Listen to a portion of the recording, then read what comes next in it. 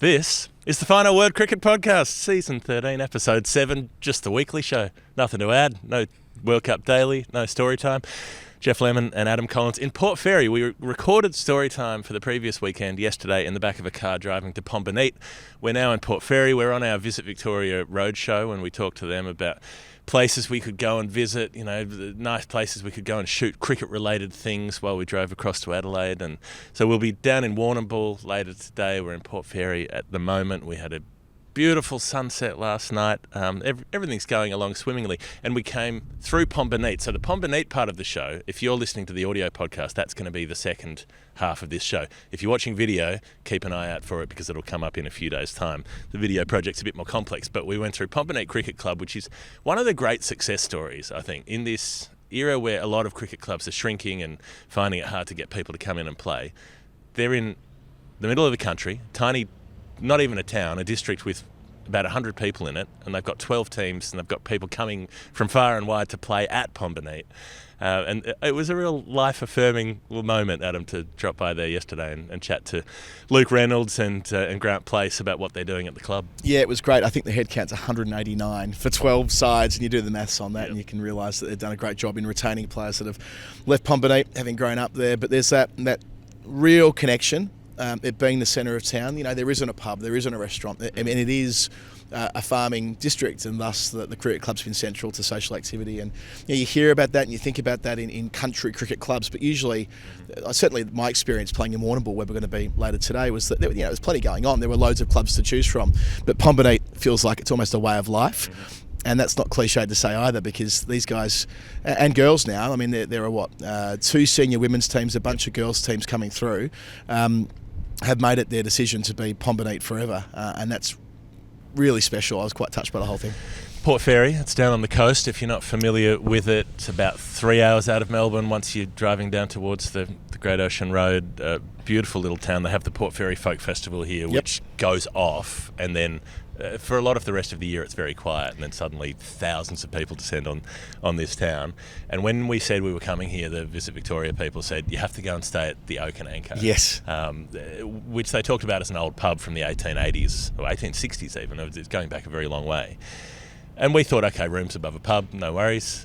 It's a lot more plush than that, the place where we're at the moment. I wasn't expecting that when we walked in. Well, you're in the honeymoon suite, aren't you? And I'm in the bridal suite. I'm in a room just down the corridor. Yeah, it's. I've been on a combination of pull-out beds and on the floor on mattresses for the last 11 nights. Yep.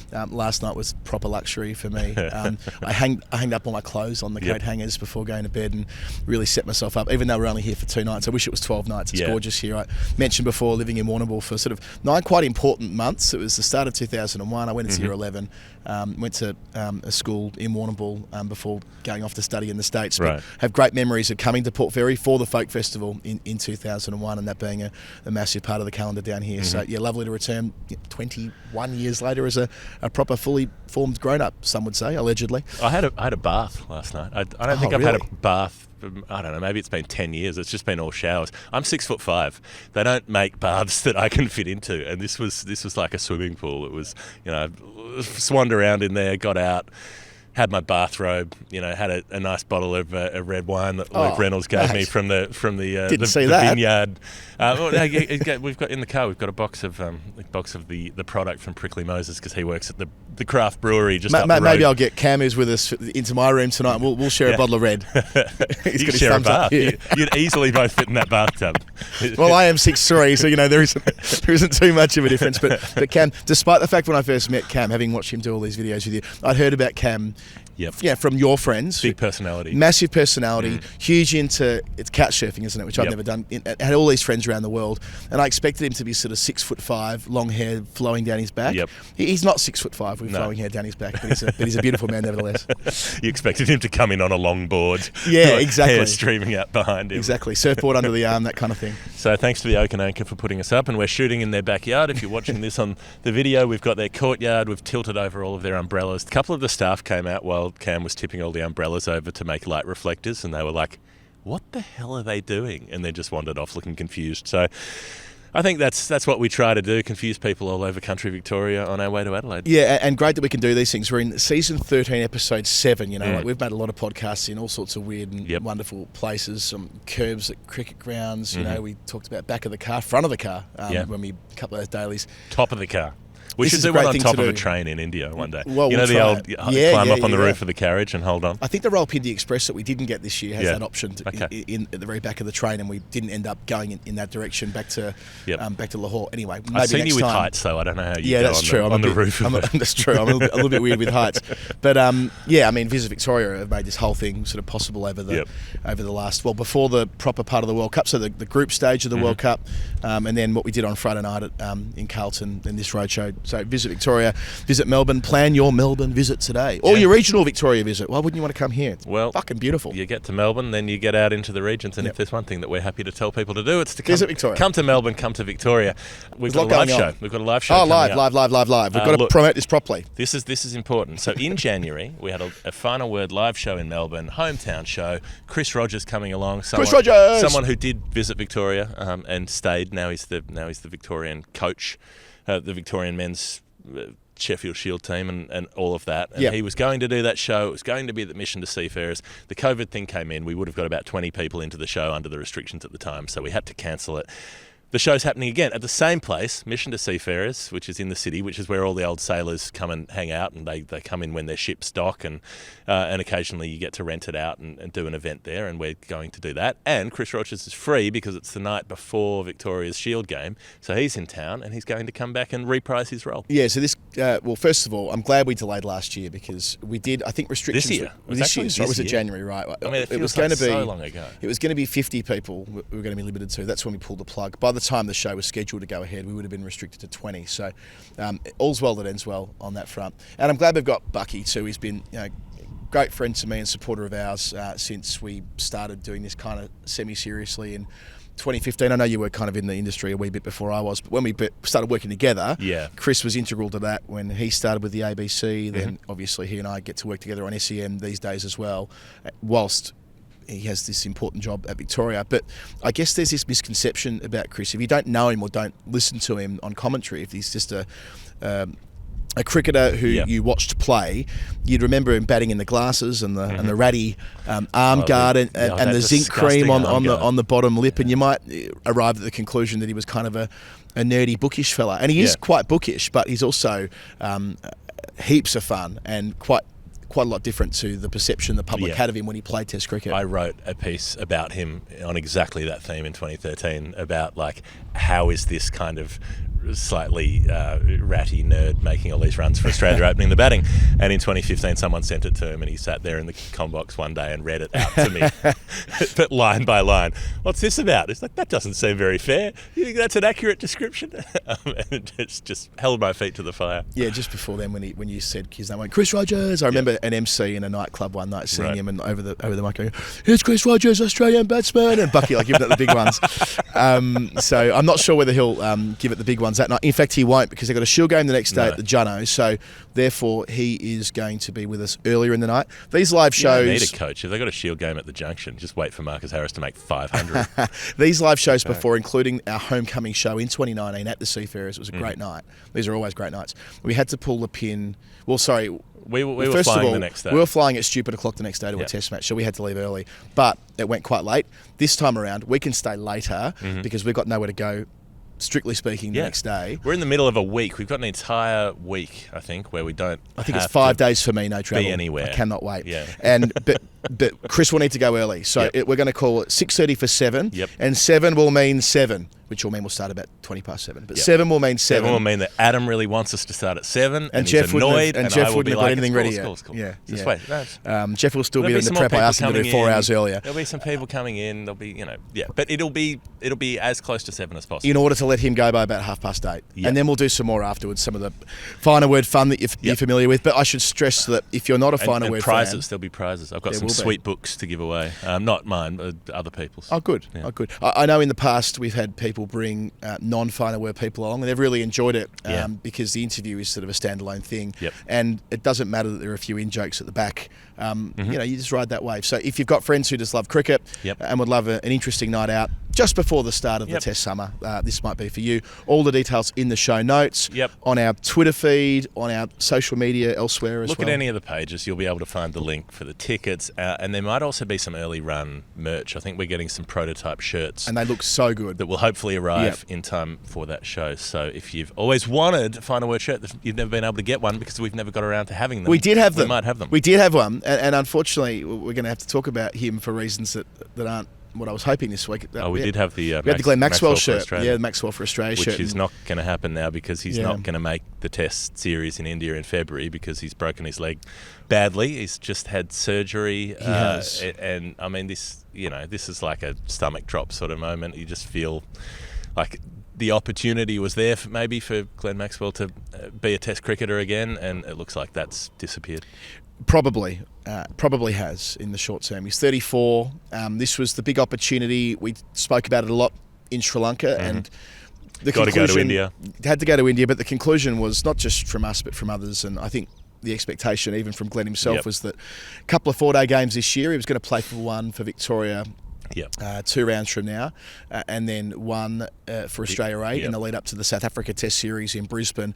That would have given him at least a couple of red ball games, and provided things went as you'd hope they would, he'd be in that squad for the India series. The first test is going to begin February 9. This isn't sort of been announced publicly, but we know it to be true. So if it is a 3-month injury, he won't be playing cricket again until pretty much they're leaving for India. But there have been some reports saying maybe it's 2 to 3 months. If he's away for 2 months and he's a fit young man, and we know in the past how much work he puts into his fitness. If there is a way of getting back in 2 months, sure, he'll still miss the Big Bash. And heard the head of the Big Bash being interviewed on Jared Waitley's show this morning, explaining what a huge blow it is for them. Marketing and promotional. He's been the biggest star in that comp the last few years, notwithstanding international players that fly in. But Maxwell is still number one. Right. And he won't be playing for Australia in white ball cricket, of which we're on our way to Adelaide, as you said before, for 3 one-dayers this week. Sean Abbott replacing him in that squad. But it is huge blow for him, huge blow for anyone who's traced his story, because this felt like it was going to be that chance to play Test cricket. But don't rule him out yet. I mean, I would stress that point, that if he can somehow get back in January and can play some cricket, there might be a way, but it does seem unlikely. Yeah, I mean, we're in the middle of November already, so it's a very short timeline. And another one of these weird injuries. You got Johnny Bairstow blowing his leg apart playing golf, Josh Inglis cutting his hand off playing golf, Glenn Maxwell running around on a tennis court, from what I understand. He fell over, and someone fell over on his leg and snapped the bone. Yeah, mate of his fell on his leg. He was at a 50th birthday. It was early in the night. It wasn't like that. It was like 2 in the morning. Because that's the kind of assumption when you hear at a friend's party, you're like, okay, what was going on there? Sure, if you or I broke a leg at a friend's party, they would quite rightly assume that we'd had a few beers. But it doesn't feel like that's what's happened here, based on the reporting and the comments from his manager on Sunday and those who were there at the event. So this is just one of those freakish things that you just have to accept as a professional athlete. If you do an injury like this, it'll have significant repercussions. And he's not a young cricketer anymore either. He's 34. So hopefully we're surprised on the upside in a couple of months. But in all probability, summer over, season over. Sometimes it's better to be drunk, maybe. I remember as a kid there was a neighbour of ours who fell off the balcony headfirst into the rockery, and probably could have broken his neck all the way through, but the AMBO said he was so relaxed when he hit the ground that he managed to not break his neck entirely, and so he was able to recover. Yuck. I said, well, it's lucky he was that drunk, otherwise he might have hit the ground in a different way and had a different result. So I mentioned those one-dayers before, Jeff. That's interesting comments from Moeen Ali, remembering that England have won a World Cup 2 days ago, right? He's like, this isn't great that we have to play for our country again. It's a reminder what Maxwell said himself a fortnight ago, that when these cricketers have to get up and up and up again, it's unrealistic to expect them to be as up for 3 one-dayers that feel a bit out of place. Although I do acknowledge that the World Cup is the next white ball tournament on the agenda 11 months from now. So this will be the start of that, if you like. But still, there is that inherent sense that everything's being squeezed in so quickly that playing in another international 4 days later, I know Australia are missing Maxwell, but England most of their players will have just been in a World Cup final. Like, they'll still be enjoying themselves and letting their hair down, as they should be. It's a bit unfair. Like, surely you get a week maybe to go and hang out and do something fun and you know, not be on duty, not be back at training, sort of looking to make the next run and take the next wicket. It does seem a little bit sad, really. If you can't sit there and dwell on your loss, well, you can't expect players to do that if they can't dwell on their win either. Exactly right. And we've seen a number of players who've signalled they won't play in the IPL next year. Pat Cummins, interestingly, popped out a tweet this morning saying he won't be available for KKR, down to the fact that he's got an Ashes series and a World Cup straight after, which is thoroughly reasonable. There was a lot of that back. What year was it? Was it 2019 where a bunch of Australian cricketers didn't play in the IPL for similar reasons? And there's been a lot of sniping at him about, bloody Pat Cummins, go off and make your bloody money in the IPL and then think you can tell us ordinary hard-working Australians what to do when we just want to eat a piece of coal. You know, there's been that sort of stuff, so maybe it doesn't hurt to skip the IPL in some for a year. quarters, but the culture war extends elsewhere too. I mean, England win this tournament 2 days ago, and you know what a great win it was from where they were in the comp, from the way they kind of, I wouldn't say limped into the semi-finals, but far from their best. No middle order to speak of to that point in the comp, really, apart from the unbeaten 42 from Stokes against Sri Lanka. They weren't required in the semi, and it was their bowlers that laid the foundation in the final. But I've seen a number of messages on social media and in different forums, different platforms going, everything is fine after all. England dual world champions. I'm seeing a bee on your shoulder there. In 50 over and 20 over cricket. This high performance review, we can put that in the bin now. The 100, well, we better get rid of the 100, completely ignoring that the players who've been part of that World Cup triumph have honed their games away from home.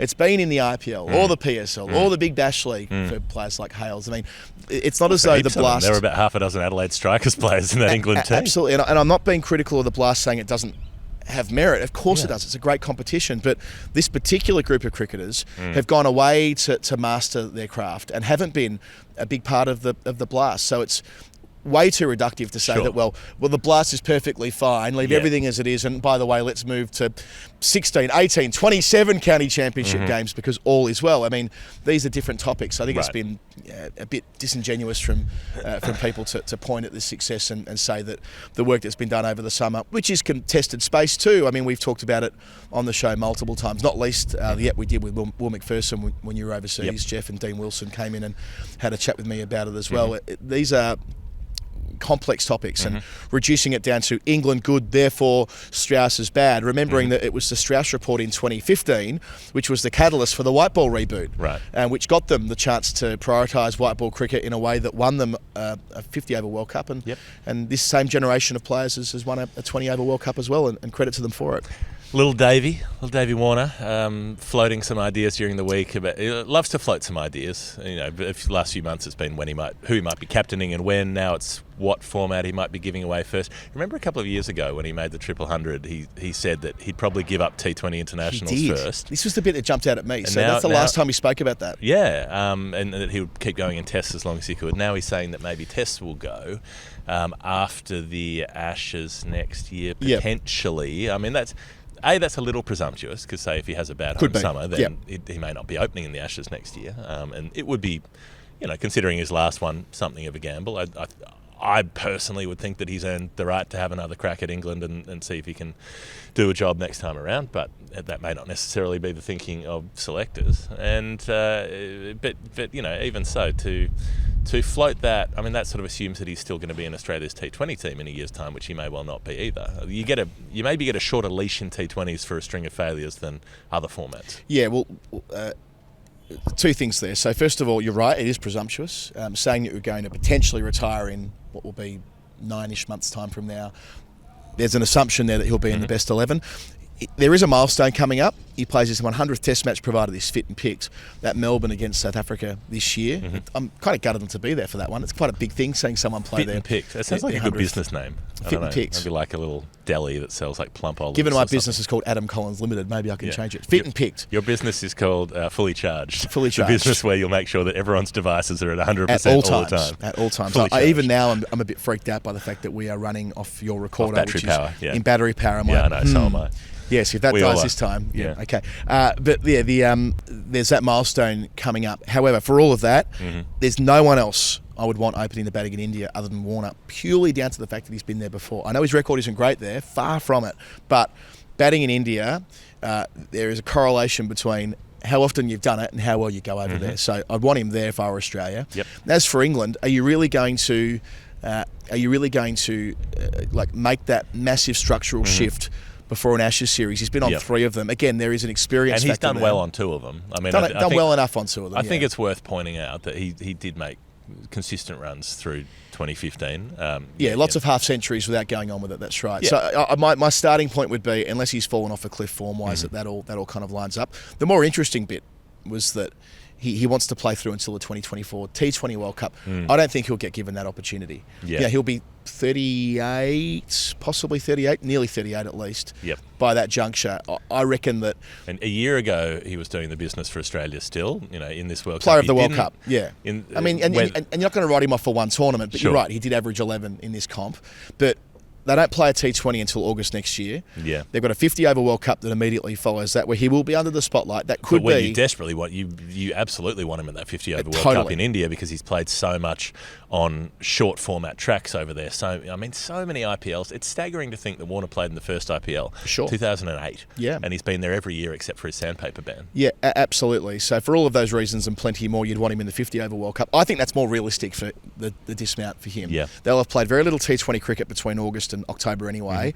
They'll have the chance to regroup there and look ahead beyond Finch and Warner. He might prove us all wrong. He loves doing that. But yeah, the sequence might not quite go the way he sees it at the moment. And I should say, he just wants to go to America for the 2024 World Cup. He wants to have a beer in a bar in New York with Steve Smith, go and see a musical, a bit of I Want to Live in America, a bit of West Side Story, maybe Davies. Is he a Sharks man or a Jets man? I don't know. One more thing on that. We want these players to be truthful. And we said this about the Maxwell interview last week. We always say, just give us a bit of yourself. Tell us something. This was an interview on Triple M. It's a relatively sort of offhanded comment about Test cricket in the Ashes next year. It has been taken by people and had a real go at him. Like, give the guy a little bit of slack. He's just answering a question reasonably that next year might be the end of the road in Test cricket and that he might want to play on through the next cycle. It's not unreasonable that he would say that on the public record at the back of a World Cup when they're resetting. Like, we've got to give these guys a little bit more latitude, than we do at the moment. I know Australian cricketers are on the nose, and I don't want to go into that again. But yeah, I think with this one, fair enough. Here's an interesting little story. FTX. Now, we talked a little bit about the ICC being sponsored by cryptocurrency organisations doing a lot of take a catch in the crowd and get given cryptocurrency, all this kind of the Ponzi scheme nonsense of this stuff. FTX, one of the biggest exchanges in the world, they went broke literally during the World Cup. So their stuff was plastered all over the early stages, down at Geelong, all the rest of it, crypto.com, FTX, shit everywhere. And they've gone broke. They were off the screens in time for the final, FTX. I want to read you a little bit. This is from an article on Defector, which is a sports adjacent, a lot of sports and other stuff website that I like to read. They said this: on Saturday night, the Miami Heat defeated the Charlotte Hornets in what will be the final game at FTX Arena. The Heat signed a 19-year, $135 million naming rights deal last year. FTX is run by this guy called Sam Bankman-Fried, and they said, last time we checked in on him, he and his company's twin collapses have only accelerated. Per a report from CoinDesk, FTX was essentially run into the ground by a cabal of roommates, a group of 10 people whose bona fides were mostly that they had dated Sam Bankman-Fried. Subsequent reporting into the relationship between FTX and the venture capital firm Sequoia, recently seen marking its FTX investment down as zero on its balance sheet, so company's completely worthless at this point, showed that they passed the same hundreds of millions of dollars back and forth as they somehow invested in each other at the same time.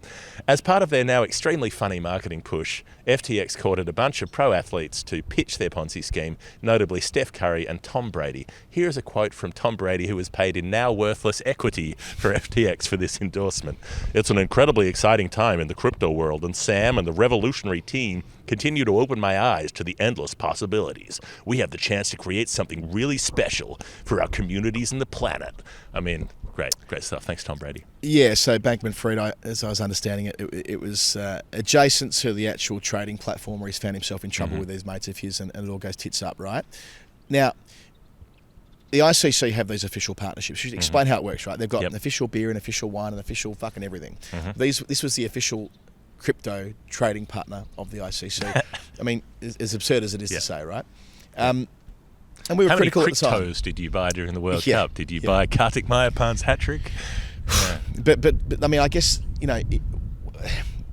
once you got your toe in the water with this stuff, why not go the whole way in? And they were never going to reject a partnership with cryptocurrency and in turn with NFTs. They're never going to reject a partnership with anyone with money. Yeah, that's right. And we know that. We've talked about this the other week with Aramco. Yeah, if you're willing to sign up with the biggest oil producer in the world at a time when it is absolutely critically desperate that the world moves off oil.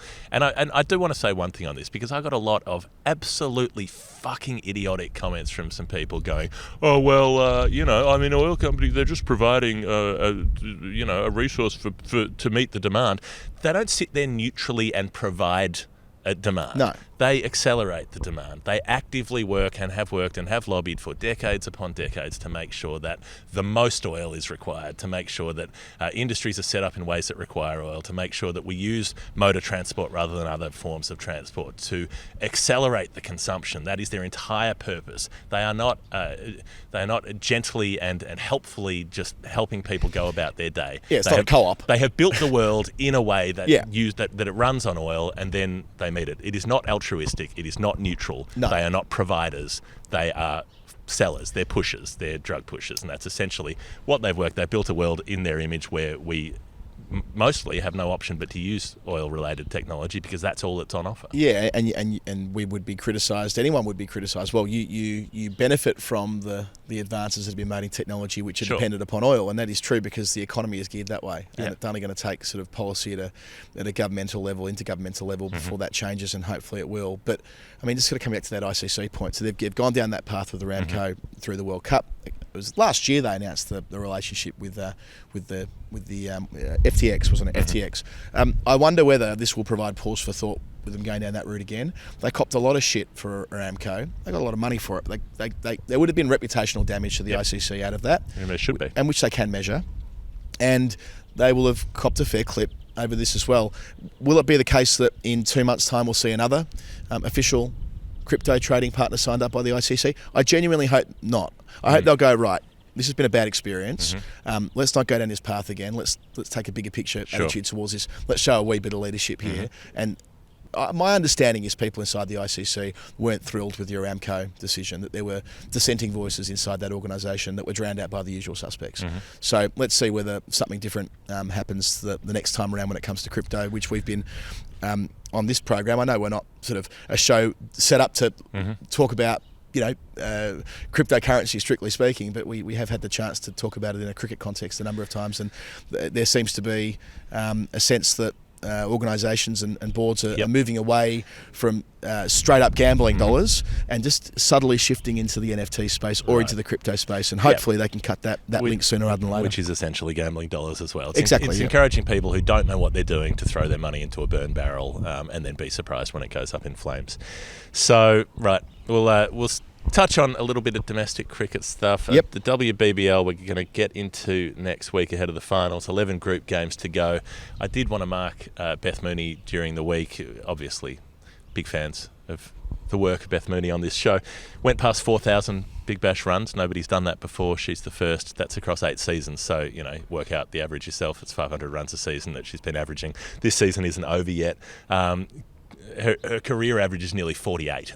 To play consistently in a T20 competition and average close to 50, I mean, it's bonkers, and she does it at a strike rate north of 120 across those seasons. Yeah, you're not meant to be this consistent as a T20 player. Like, she's rewritten the rule book on that front. She's always done it at a high enough strike rate that it's not as though she's been... I know she plays that anchor role most of the time these days, but she's still got that ability to accelerate, and we've seen that through this tournament as well. And love the fact that it's from WBBL 1, right? We've told the story with her in the past. I've interviewed her in the past about it, that she had to make certain changes to her game, certain changes to her fitness, and now she's one of the most important T20 players on the planet, and comfortably the best WBBL player since the competition's inception back in 2015, 16. Feels like a long time ago now. Yep. When we started the podcast properly. Where she made big runs in that first season and pushed into the Australian team. The Sheffield Shield, Victoria got absolutely thumped by Queensland within 2 days. They were bowled out for 63 and 132. Queensland made 205 and won by an innings. I mean, that's England, Ashes, MCG sort of territory. It is. To lose by an innings off a score that low. And 5 for Michael Neser in the second innings, 5 for Mark Steckity in the first. And just tore them apart. What are they up to now between the pair of them? They must be close to 50-odd wickets, Neser and Steckity, already in Shield cricket this season. Extraordinary. I'm glad they've been picked in that PM's 11 squad, so they'll get a chance to again press for national selection if there are any injuries. They won't be in they're not in the test squad, but they'll be near enough to that. Yeah, well, you're right. What was it last week? Steckity was on 17, I think, and Neser 15. 14, so yeah, Neser's added another 9 in this match, and then Steckity's taken 5 in the first and Neser 9 for the match. So, it's a pretty impressive start for Queensland. But rolling. Victoria inside 33 overs. Ash Chandrasinghe, his second start for the Vics, maiden 100 the first time. 16 from 84 balls as the carnage played out around him. He was the last wicket to fall. I wish he had have gone all the way through and been a reading cat, not to be. In response, Queensland, 205. Boland, Sutherland and Cameron McClure take 3 wickets each, and it's Gurinder Sandhu top scores with 42. He also takes 3 wickets in the second dig for Queensland. So he's done the rounds, hasn't he? He's gone. I think I'm right in saying it was New South Wales, Queensland, Tasmania, back to Queensland. So a true journeyman, Sandhu, having years ago played a one-day international. Yep, the Danny Southern of the Martin Pike of Martin domestic Pike, cricket. that's better. I like that.